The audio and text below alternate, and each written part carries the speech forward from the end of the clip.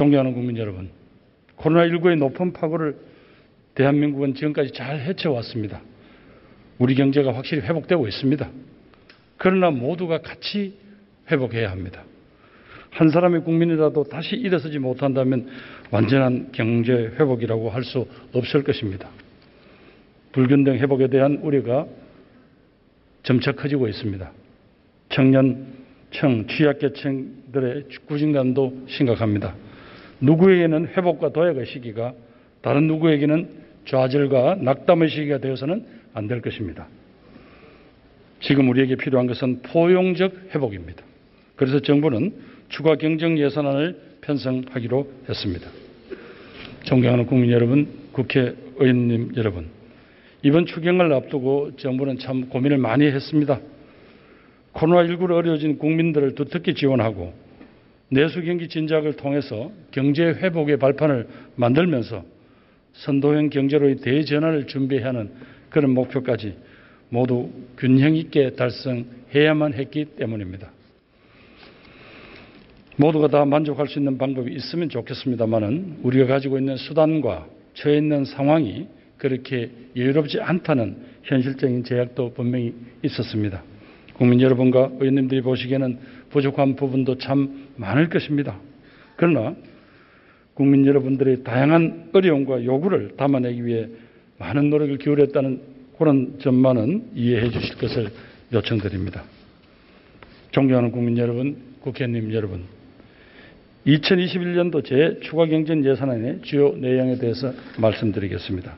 정부는 총 36조 원 규모의 코로나19 피해 지원 대책을 마련하였습니다. 지금까지 코로나 지원 대책 중에서는 최대 규모입니다. 이 중에 기정예산 3조 원을 제외하면 33조 원을 추가 경정 예산으로 편성하여 7월 2일 국회에 제출했습니다. 첫째, 코로나19 피해 지원을 위한 3종 패키지로 15조 7천억을 편성했습니다. 우선 코로나19 장기화로 피해를 입은 국민들께는 가구 소득 기준 소득 하위 80%에 해당하는 국민들께 10조 4천억 규모의 상생국민지원금을 지급할 계획입니다. 저소득층과 취약계층 300만 명에게는 1인당 10만 원의 추가 지원을 통해서 가계에 조금이나마 보탬이 될 수 있도록 할 예정입니다. 그리고 방역 조치로 피해를 입으신 소상공인 113만 명에 대해서는 희망 회복 자금으로 총 3조 3천억 규모를 지원할 계획입니다. 소상공인 손실보상의 법적 근거가 마련됨에 따라서 앞으로 방역 조치로 심각한 손실을 입을 경우에 소상공인들께 드릴 보상 재원도 미리 준비했습니다. 마지막으로는 신용카드 캐시백을 통해서 상생소비와 내수경제 활성화를 위한 지원책도 마련했습니다.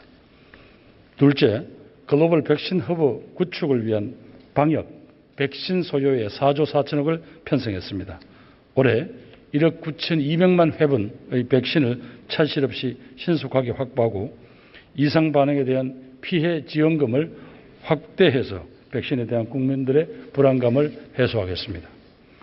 우리나라가 글로벌 백신 허브로 거듭날 수 있도록 백신 제조 설비를 보강하는 한편 국내 백신 개발도 지원하겠습니다. 셋째, 고용의 조기 회복과 민생 안정을 위해 2조 6천억 원을 편성했습니다. 40만 명 이상의 일자리 회복을 지원하겠습니다. 실외에 빠진 청년들이 다시 도전할 수 있도록 주거, 일자리, 금융 지원 등 생활 전반을 지원하겠습니다. 코로나 이후 침체에 빠진 문화, 예술, 관광업계가 다시 활기를 되찾도록 돕겠습니다. 넷째, 지역경제 활성화를 위해 12조 6천억 원을 편성하였습니다. 지역의 소상공인과 농어가의 매출 회복을 지원하겠습니다. 12조 2천억 규모의 지원으로 지방재정도 보강합니다. 이를 활용하여 각 지자체별로 특성에 맞는 경제 활력 대책이 마련되기를 기대합니다. 이상 설명드린 추가경정 예산안의 재원은 올해 예상 세수 증가분 31조 5천억과 지난해 세계 잉여금 1조 7천억 원, 기금 여유 재원 1조 8천억으로 마련하였습니다. 그중에서 2조 원은 국채 상환에 활용하여 재정 여력도 확보하도록 하겠습니다. 존경하는 국민 여러분, 작은 차이로 지원금을 받지 못하시는 분들도 계실 것입니다. 죄송합니다. 기여만 하고 혜택은 받지 못한다고 섭섭하게 생각하실 분도 계실 것입니다. 이해를 구합니다. 여러분들이 받을 몫을 조금 더 형편이 어려운 우리 이웃들에게, 삶의 조건이 조금 더 절박한 국민들에게 보다 두텁게 얹어드리는 것이 함께 사는 대한민국 공동체가 선택해야 될 길이라고 저희들은 판단했습니다. 모두가 코로나19로 어려움을 겪고 있지만 어떤 분들에게는 분명히 더 크고 더 심각한 위협이 되고 있습니다. 가족의 삶과 생계에 직접적인 타격을 입으신 분들에게 조금 더 양보해 주십시오.